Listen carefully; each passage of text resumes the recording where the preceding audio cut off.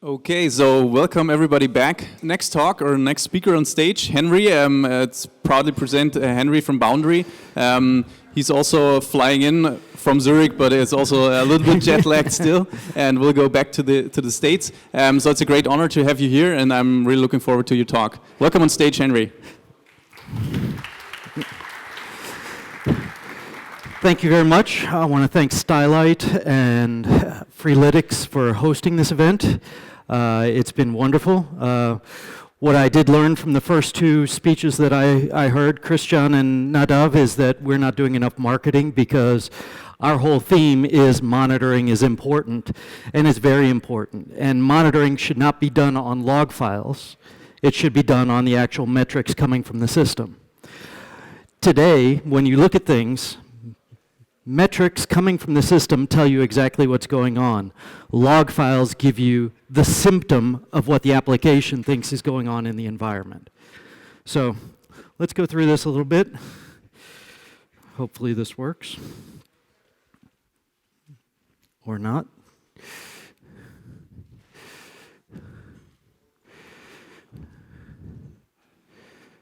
Yay, okay. So,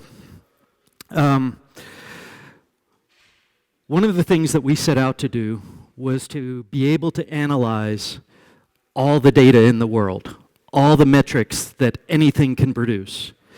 I came from Dell, where I was the big data expert for Dell. Dell has actually got a record of every single computer that they've ever sold to anybody, and every single part within those computers that they've ever sold to anybody. So they actually have more than 500 petabytes of data about their computer systems that they've sold. So we're going down a little bit. We only want to look at how many metrics are occurring in a particular environment. When we started off, Adrian Cockcroft really was one of our biggest proponents. I don't know if any of you know who Adrian is, but he was the CTO at Netflix who actually took Netflix to the cloud.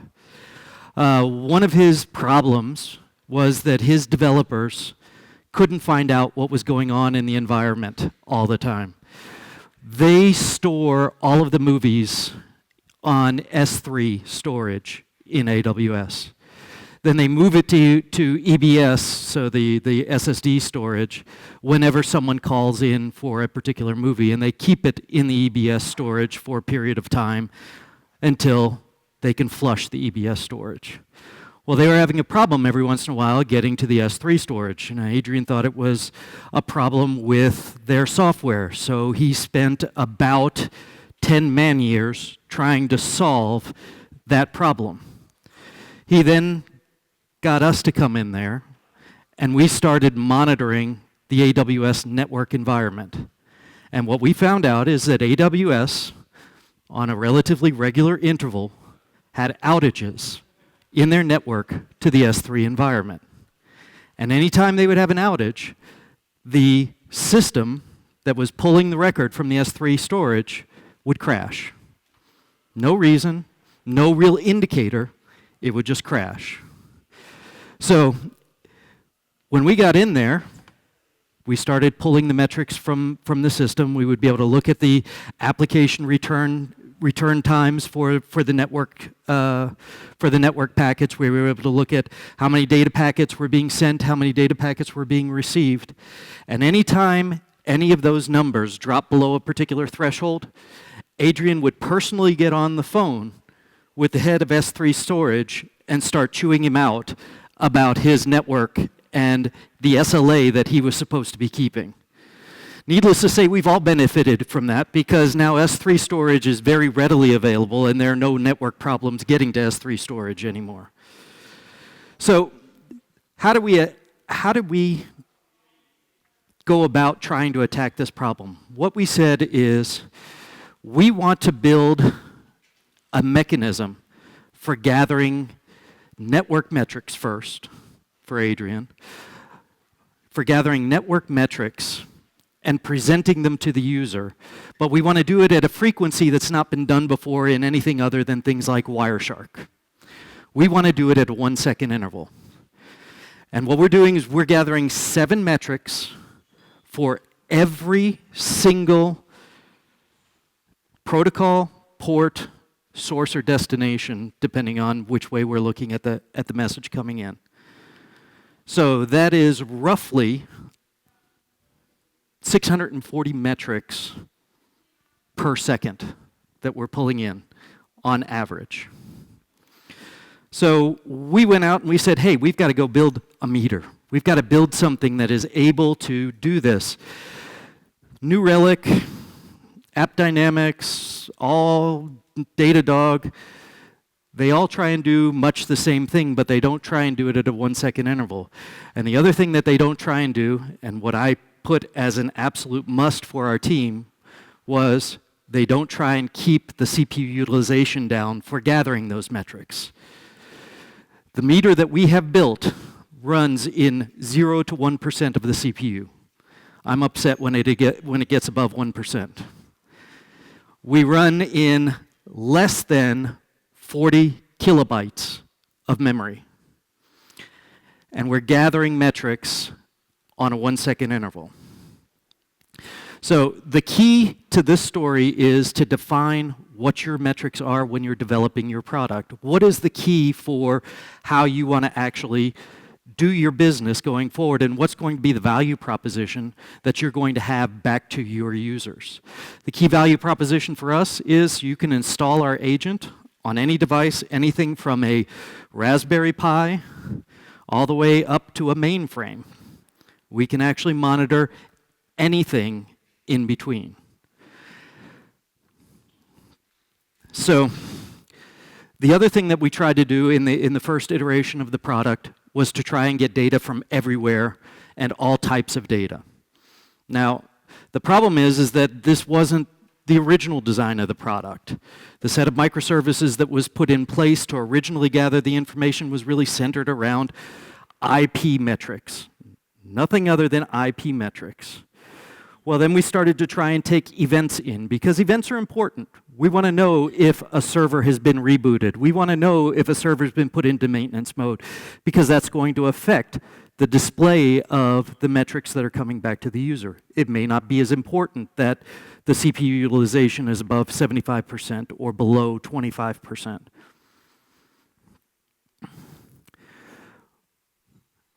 We put a huge, big database in place, data store in place. It's a NoSQL database. It was built off of React. What we found out by doing this is that there is not a NoSQL database on the market, and I know there are Cassandra bigots out there who will say otherwise, but there is not a database on the market that can do real-time writes and real-time reads at a 1 second interval where you're getting 640 metrics per second from over 50,000 meters that are in the environment. Do the math, it's a small number. We get 2 trillion metrics a day into this system. That equates to about 12 terabits per day that is coming into the environment. We then take that information, we aggregate the information, we determine what the top utilizers of the environment are, and we display that information back. We create trends, we create application visualization. We look at the events that are coming into the system and give you the events back.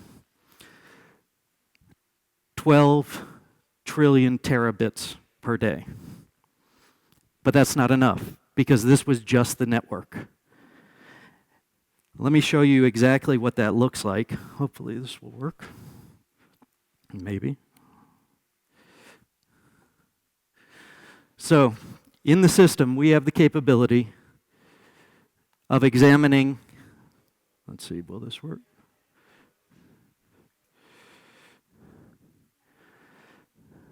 All right, so this is coming over this shared network, all of this data as well. So, if you look here, I guess that's not going to beam at all. If you look here, this is showing you the top traffic in the environment. What are your main areas where you are having traffic running through the environment? What ports are they running on? What are the protocols? what is taking up the majority of your network bandwidth. I could also do this based on countries, so that I can begin to do an analysis of a denial of service attack via the incoming traffic from various countries. If I see a sudden spike in China, I'm probably going to want to go and look and make sure that there's not a denial of service attack coming from that particular area. I can also look at the trends in the environment. So I can compare against the last I can compare the aggregate of the last 5 minutes against the same 5 minutes ago. So I can look at how the changes that I'm putting into my environment are actually affecting my network utilization. This is fantastic when you're rolling out a new piece of software. You can begin to see the effect of the software on your network traffic and eventually on your other resources that you're using. And then finally, I can look at the topology of my application. Okay. And I can actually see these lines will change colors based on the fact that more or less traffic is going on in the environment between nodes that are in my application. So we presented that. Adrian loved it. He presented it everywhere. It was great. The problem is that it's really hard to sell that to everybody. It's not an easy topic, network traffic, network bandwidth, network utilization. So we needed to step back and look at what we were doing and try and bring in more types of data in order to be able to help the user solve their problems. So our goal was to try and find the black holes in the trillions of stars that we look up at in the night.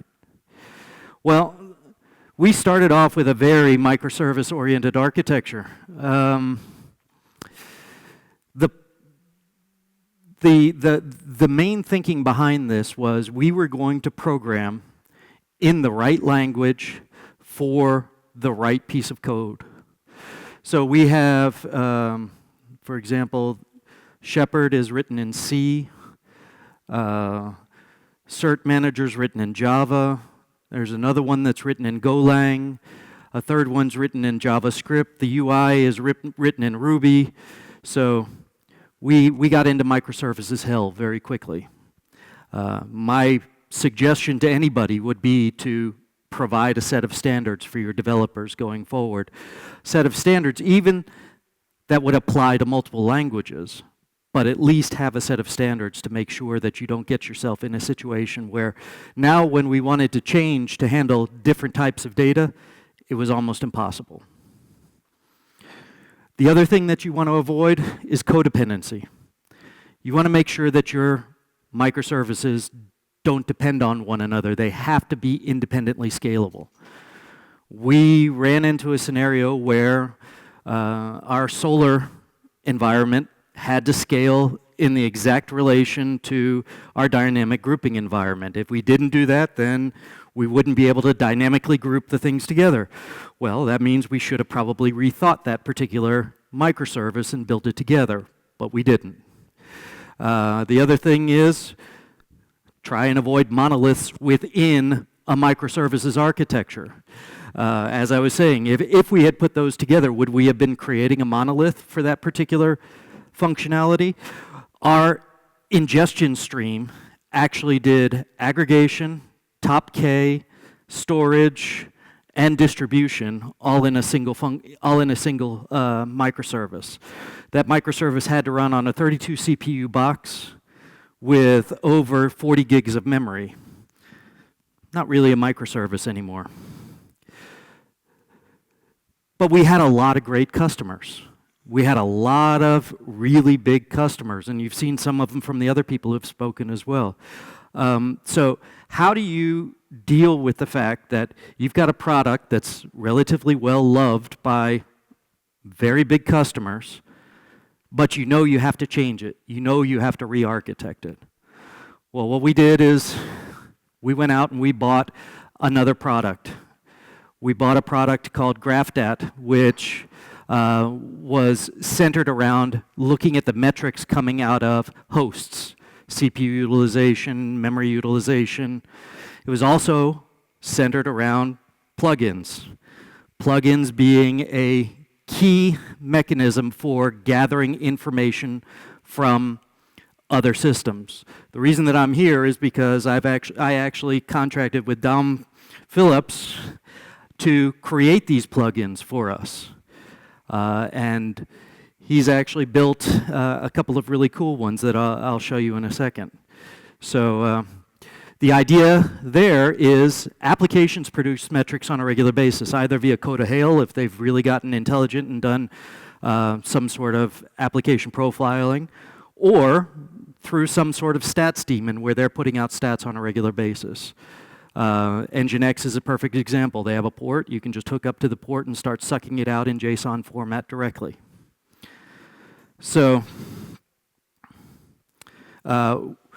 we then went in and said that particular platform was built with small businesses in mind, other startups. They were targeting 10 to 15 server customers. Well, we would never be able to sell that to Netflix. We needed to go back and be able to sell it to the larger customers in order to make some money. So we re-architected that, and we kept in mind all of the issues that we had in the existing environment. We standardized on 3 languages, Java, Node.js, not exactly one that I would do again, but that's okay, Java, and C. We actually went out and built our own time series database because the time series databases that were there just could not handle the incoming read and write traffic that was going on. And we scaled it so that we could actually scale based not on a single organization as the previous product had done, but across the incoming metrics, so that we would look at the sources and the metrics themselves, be able to shard across that key, which would allow us to have a better balance in our environment. So here's that particular architecture, and I'll show you Dom's, where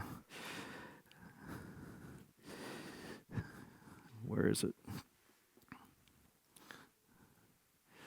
So Dom's plugin actually goes out and gathers all of the upstream metrics from Nginx, puts them into a single into a set of servers so that you can actually see all of your servers on one screen versus having to flip through multiple screens as you had to do with the Nginx Plus Stats HTML.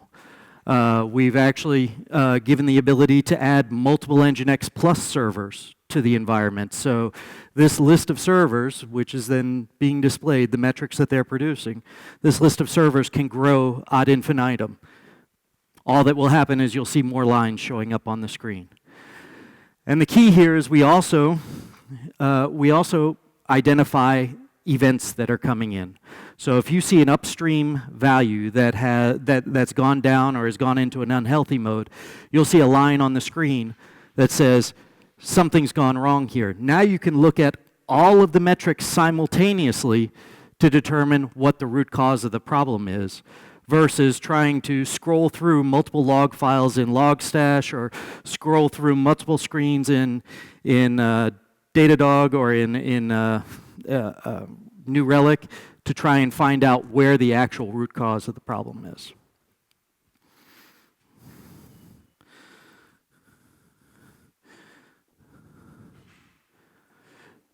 So we continued to develop the meter. We actually added functionality to it recently to be able to pull the information back from the meter that it's collecting itself, and to be able to push metrics into the meter from other applications, so that we can hook up Coda Hail to directly input JSON objects into the meter and have those interpreted as metrics. What we found out is that even then we were getting to the point where a physical database, anything that's storing on disk, was going to be insufficient for real-time reads and real-time writes. So having all of that knowledge is great, but if you don't use it in a wise way, then you wind up making a fruit salad that's got tomatoes in it. So We've done a bunch of simulations. We have worked with the inventors of a technology called Event Store. Event Store looks at data in a different manner. It doesn't look at data as a single object that then gets updated. It looks at each one of those updates as an object and doesn't care about the original object. In the end, you'll be able to see what the change of the data is, and you'll be able to see what the delta is without having to do tons of math and without having to store tons of records. You then have a true book of record for each one of your metrics that's coming in. At the same time, we'll have a true book of record of each one of the events that's coming in. So we'll be able to see when the server has gone down and when the server has come back up. And we'll have a book of record on that, and we'll be able to tie the events to that book of record. But more than anything else, we're moving away from trying to do writes to the disk at the same time as we're doing reads from the disk. So we're creating a ring architecture, a ring buffer architecture, that will take the incoming events and store them for a period of time. Most likely, people aren't going to even care about the incoming data after about 4 hours, so we can just let it roll out the other side of the ring buffer. But if we do care about it, we can actually store it off to disk and be able to retrieve it from disk. 4 hours seems like a reasonable amount of time when we're talking about metrics. We could extend it to 8 hours if we felt like overnight was an important factor in this. But the way that we're changing it is we'll still have the incoming plugins to the meter. We'll still have the meter reporting events to the ring buffer. We will create a new entity called Detect, Diagnose, and Fix, which will actually associate multiple metrics together to determine whether or not an issue has occurred. Your CPU being at 90% may not be an issue, right? Most people, though, would put an alarm on a CPU at 90%. But your CPU at 90% and your network utilization at 90% probably is an issue, and it means that you probably have to add a new server to it. So DDF will look at that information and then look at specific applications like Cassandra to determine whether or not there is an issue that's occurring and associate all of the metrics to that issue which are relevant. It will then look up from an open source store what the relevant fixes for that particular issue are. And we'll be setting up a community where all of the users of the environment can begin to submit fixes for particular issues. And in fact, they'll also be able to submit issues that they've seen in particular applications, so that we can then alarm based on those issues and provide the user with a reasonable number of fixes that they can apply to their environment in order to actually resolve the root cause of the problem that they're seeing in their application. We'll begin to do aggregation and indexing outside of the standard stream, so that most people really don't look at an aggregated view on a 1 second interval. Doesn't make a whole lot of sense to have a 5-minute aggregation that's getting updated every second. So we'll push that back in the queue. We won't process it immediately. We'll have rules, we'll have complex event processing. And then finally, as we get to the end of the ring, we'll make a determination as to whether or not this needs to be stored into some longer-term storage. At that point, we can actually make it into something that a customer can decide, hey, I'll pay for that S3 storage that we're going to be creating for you, or, I won't, and I'll just let them run out the backside. So the idea is really to change the game a little bit. Stop thinking about trying to store every single one of these 1 second metrics for a longer period of time, and really concentrate on what people are using it for, which is immediate detection and identification of issues in the environment. We're pretty sure it's going to work this time because I will tell you, the event store that we're using is actually being used at some pretty major banks around the world for doing their online trading and their online brokerage. And it's being used at the Large Hadron Collider at the CERN to collect all of the data coming off of the individual experiments that are going on. So when they collide multiple objects together, they get approximately 2 billion events per second over a 5-minute period of time. So we're pretty sure that this will be able to handle our incoming event stream, and we'll be able to scale it to meet our needs.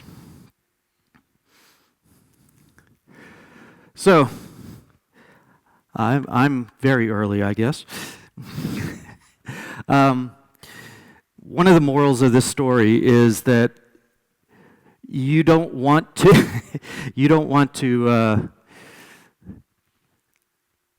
say that your application's ever complete.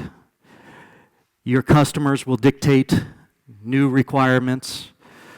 The market and the technologies that are available will change. You need to be prepared to refactor your application on a regular basis. This is our third go-round of refactoring the application, and I'm not talking about individual services where we've refactored individual services on a daily basis. We're actually refactoring the entire architecture for the third time in 3 years. And that's with customers like Netflix who really love the product. We just know that it's not going to be enough for them after the first go-round. Your product has weaknesses in it. Your architecture has weaknesses in it. Be prepared for that. Be prepared to identify those and attack those. Maybe not today, maybe not because you don't have the time to do it, but at least identify it and make sure that you're not dragging along all of the technical debt that you've got over the course of however many weeks of development that you've done. We went back and changed our development team, basically. We went from a team that was driven by developers to a team that's driven by business. The team that was driven by the developers had 7 different programming languages for all of the microservices that you saw on the screen. The team that is now driven by business is actually building the next generation architecture, and they're doing it based on the requirements that are coming in from the field versus doing it based on the cool technology that we're trying to use. We regularly have meetings to discuss what the business value is of the work that we're trying to do. And I've stopped actually having to say it. It used to be just me. We've changed our tact. Previously, we were on 3-month cycles. We're down to 1-week cycles. My goal is to get us down to 1-day cycles. I think that a sprint should be as short as humanly possible. Fail fast if you're going to fail. If I can take a sprint down from 3 months to 1 week, 3 months we would wind up delivering product that never went to production because it didn't meet customer requirements anymore. 1 week we have delivered more product off of these 1-week sprint cycles than was delivered in the previous 2 years. And that's just been in the last 6 months. So those are the 2 things that I would put forward. Keep your development cycles as short as possible. I know not everyone works in an agile startup company, but I actually implemented it at Dell. And if I can implement it at Dell, you can implement it at your company. Keep them as short as possible. Make sure that you don't put your deliverables, your MVPs for those delivery cycles. Make sure that they're not required to deliver something to production. It's just fine to have a sprint where the only thing that you're doing is changing your development environment. It's perfectly fine. Don't limit yourself in the way that you're defining your sprints, but make sure that you're defining your sprints with principles and techniques that are going to deliver value to you and your company going forward. Good. That's it from my side. Are there any questions?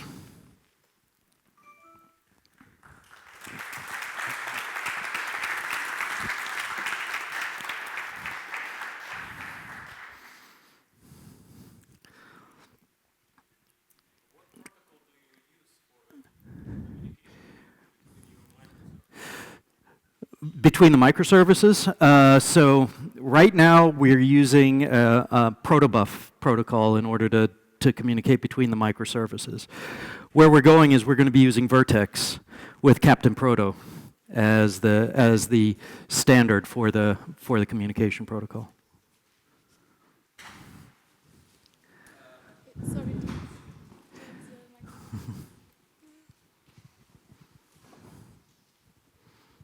So the question is if you use your service to monitor your service yourself. Absolutely. And in that case, which types of recovery mechanisms you use when you detect some metric out of shape, something to, and the logic. So just to show you this again. So in this particular picture, this is actually our environment. We're monitoring our environment constantly with our environment. We have 2 operations people for over 150 servers. Okay, that's including actual release, that's including anything that has to be done with AWS, because half of the environment runs in AWS. What do we do? So, yeah, normally what we do is we then go in and look at the individual services. So this will actually tell us which services we should be investigating. Then we'll go into the premium product and look at that dashboard to see what's going on those particular services, because we monitor those services as well. At that point, we'll make a determination as to whether or not it's something that we need to go to AWS with, whether or not it's something we need to go to the developer of the service with, or whether or not we need to go into even deeper investigation. But let's just put it this way. I've had exactly 2 minutes of downtime over the last 9 months because we detect this. And that's with upgrades. So we do complete rolling upgrades, 1 push button. When we add new instances, they automatically get provisioned. We don't have to do anything whatsoever.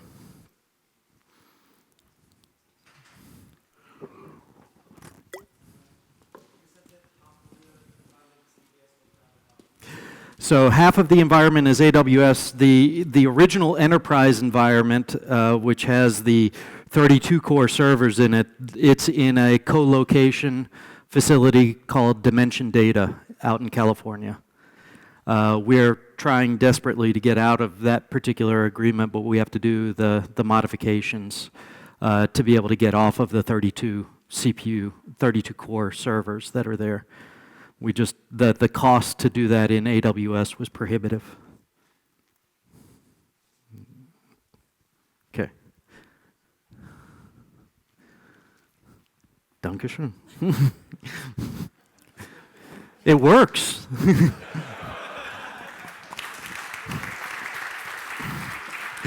Thank you very much. Yes. So thanks for your presentation, and I didn't try yet Boundary till now. I see it's first time. So, but I'm using pretty well the New Relic, and you said something about this. Is it comparable, or is completely different for different purposes, different goals? This tool, or is it the same mostly? Not clear. So New Relic. they do things at a frequency that is a lot broader than our frequency. We look at 1 second intervals. New Relic looks at 15 to 60 second intervals. So the amount of data that you're getting is going to be aggregated over those 15 seconds. So they're only reporting once per 15 seconds. So you're getting an aggregated view. So you can imagine if you're looking at a line and you start seeing heartbeats in that line, all you're going to see is that that line moves up by a half a tick, and you don't actually see the heartbeats in the line when you're aggregating across it. So we don't like to look at ourselves as competitors to New Relic. They have a very rich Ruby application monitoring environment that I don't even want to touch. That's theirs. But everything else that they're trying to do with server monitoring and host level metric monitoring, we do all of that, and we do it twice as well. What about the traces and slope values, traces for PHP, for example? That's right. No, we don't support those traces. We used to, but the number of customers that were actually taking advantage of it was minimal. Now, we can take a feed from a New Relic plugin and put it directly into the system. So if we wanted to add that data, that would be zero problem whatsoever.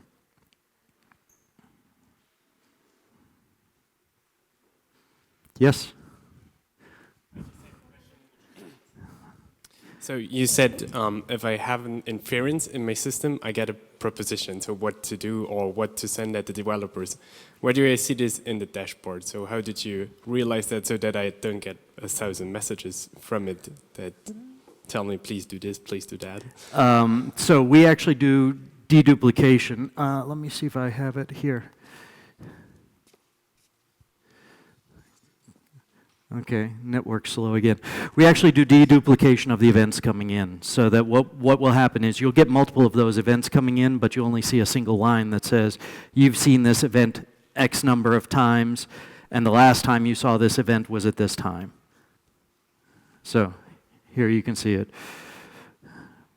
And then we will only show a single line on the screen for the last update of that particular event. Otherwise, it would be lots of lines in AWS. And I don't think you want that.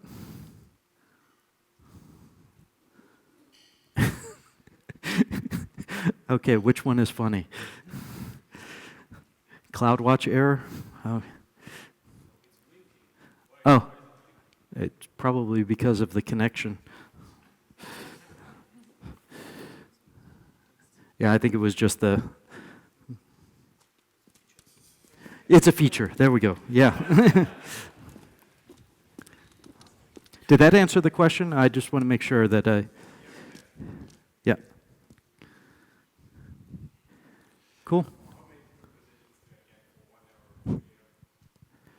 Well, that really depends. I mean, so our goal is to get you to stop looking at this screen and get you to watch your streams or your trends or your topology. That way you only see one error that occurred, and you'll see all of the data that is associated with that particular error. Our goal is to get you away from looking at what happened in the log file, because the log file is downstream from the actual event itself, right? The application has to report what it thinks is happening in the environment versus what is it that caused the application to have the particular action that it was having. The whole Adrian Cockcroft thing, right? His application was crashing. He didn't know why, and the reason was because he wasn't getting a network connection.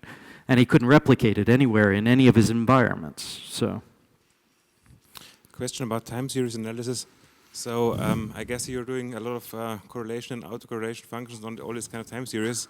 Yep. And I used to do quite a lot of programming in R. And I guess for this kind of big data, R could be possibly a little bit slow. And so my question is, what are you using? And are you using hardware also to speed up the whole thing? So that's where we got in trouble with the node that I was talking about that requires 32 CPUs, because it's actually doing all of those calculations on the fly. So when you look at the trend screen and we're trying to calculate the trending of the environment, it's actually calculating each and every single one of the possible trends that can be shown on this screen and doing it in real time. We also have the capability of alerting off of these trends. So if you see a trend that's out of balance, and obviously we don't have any trends out of balance at the moment, but if you were to see a trend that was out of balance, you could get an alarm off of that particular trend. But we're doing all of that in memory, and that's why we need the 32 CPU box. What we're going to be doing is scaling that out versus scaling it up. So if you saw in the last slide, and it's somewhere. So, and I can't find the mouse anymore. So in this particular slide,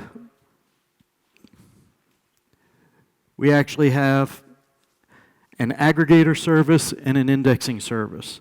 The whole point behind these microservices, and really these are going to be mini services versus something that's massive, is that we'll be able to scale that out based on the number of different calculations that we're trying to do on the incoming data.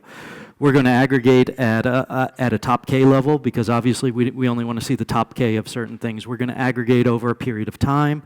We're going to aggregate based on the types of data that are coming in. We're going to aggregate based on the countries, et cetera, et cetera. Those are the things that are relevant to you who's trying to then debug the application. We're not doing any super complex math. We'll do some standard deviations, we'll do some percent variance, but nothing that is worthy of starting to put R in there and slowing the system down. But even if we did, we would have it as a separated service where we could scale it in its own way versus having it as part of the mainstream, because ultimately that mathematical calculation can take time. You don't necessarily need that data instantaneously, whereas for the graphs and the charts and the trends, you want that data instantaneously, because as soon as you see something that's out of whack, you want to be able to go and address it before your customers come and tell you that there's a problem. Question? Thank you, guys. Nope. Thank you, Henry.